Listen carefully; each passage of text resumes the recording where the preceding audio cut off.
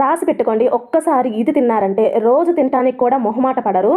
అబ్బా మీ జోకులకి నవ్వలేక చచ్చిపోతున్నా. అయ్య బాబోయ్, జోక్ కాదండి, నిజంగా చాలా టేస్టీగా ఉంటుంది. ఇంతకి ఏంటిది అని అనుకుంటున్నారు కదా, చికెన్ సేమియా అండి. అక్క ఏంటే ఇది, జర చెప్పరా. అదే చికెన్ నూడిల్స్ చూసాం, చికెన్ రైస్ ని కూడా విన్నాము. ఈ చికెన్ సేమియా ఏంటే అక్క? ఏదో తేడాగా ఉందండి.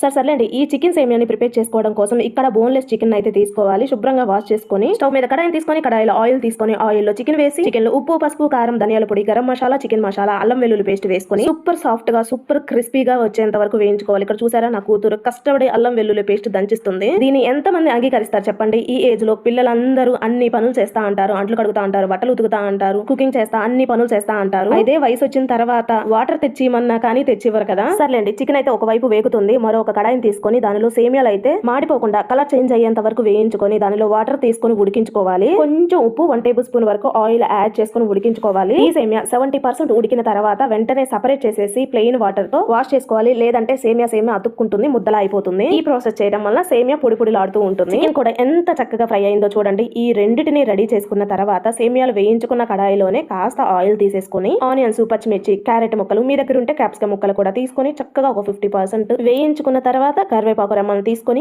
ముందుగా ఫ్రై చేసుకున్న చికెన్ పీసెస్ కూడా తీసుకొని మొత్తం కలిసేలా కలుపుకొని ఒక 2 మినిట్స్ పాటు రోస్ట్ చేసుకొని ముందుగా రెడీ చేసుకున్న సేమియాలు అయితే తీసుకొని మొత్తం కలిసేలా కలుపుకొని దీనిలో 1 టేబుల్ స్పూన్ వరకు మిరియాల పొడిని, ఉప్పుని చెక్ చేసుకొని టేస్ట్ కి తగ్గట్లుగా ఉప్పుని, అలానే కొత్తిమీరని, అలానే నిమ్మరసాన్ని కూడా పిండుకొని మొత్తం కలిసేలా కలుపుకొని ఆనియన్స్, క్యారెట్ ముక్కలతో ఈ చికెన్ సేమియాలు వేడి వేడిగా ఉన్నప్పుడే ప్లేట్ లోకి తీసుకొని తింటుంటే అబ్బా, ఇన్ని రోజులు ఇంత టేస్టీ రెసిపీ ఎలా మిస్ అయ్యాను అనిపించేస్తుంది.